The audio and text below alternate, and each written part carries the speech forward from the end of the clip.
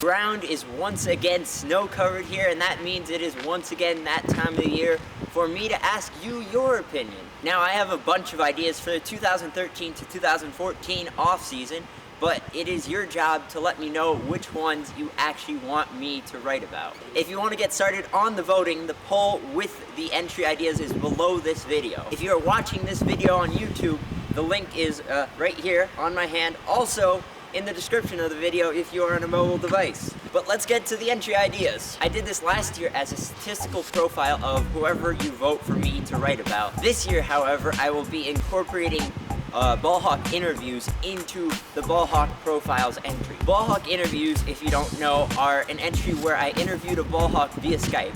The way that would incorporate into the Ballhawk Profiles this year is I would have the video as part of the overall evaluation of the Ballhawk.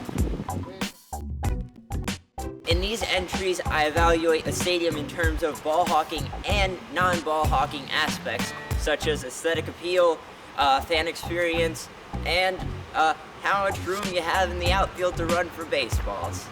It appeals to both the ball hawk and the non-ball hawk. It's a general guide of the stadium for anyone who wants to take a trip there someday.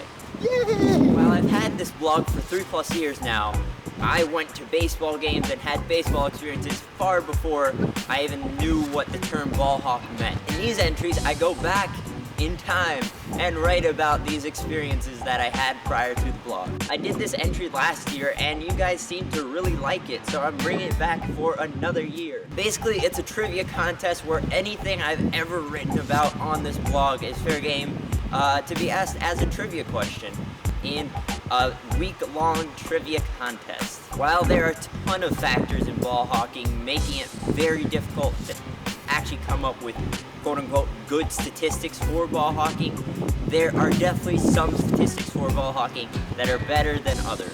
In this entry, I would look at current ball hawk statistics and see what's both good and what's bad about them. I would then also come up with some ball hawk statistics of my own that I think would be nice to have available. I made the current Observing Baseball logo almost a year ago, so if you guys would want, I would make a new Observing Baseball logo, taking suggestions for the theme of it from you guys. Last offseason, I told you my favorite players in Major League Baseball today. Due to request from my roommate Sean, I kept this entry, which is me listing my favorite teams in Major League Baseball, 1 through 30. So 1 being my favorite team, 30 being my least favorite team. In the end, they're all baseball teams and I love them all, but I love some more than others.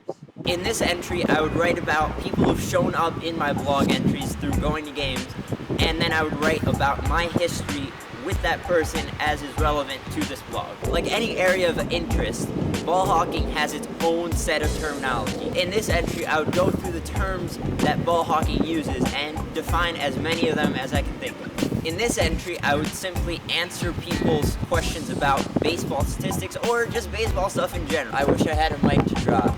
Boom.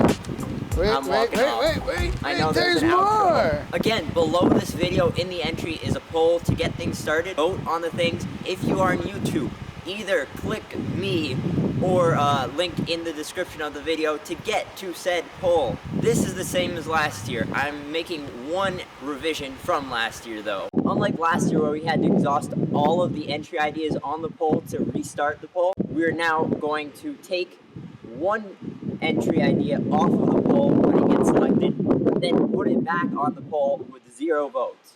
So all the other entry ideas will have their same amount of votes saved.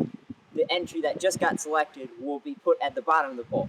Unlike last year where that entry idea got taken off completely. So if you would like to select that entry idea again, you just have to vote for it again once it's put back on the poll. Each time an entry idea gets selected from the poll, I will then restart the poll and you'll be able to vote on the entry ideas again. You'll be able to vote for as many entry ideas on the poll as you would like, but you can only vote once a new entry has been posted. But that's it. Hopefully you like at least one of these entry ideas enough to vote for them. But regardless, I hope we can have a fun off season. And remember, I want you to vote.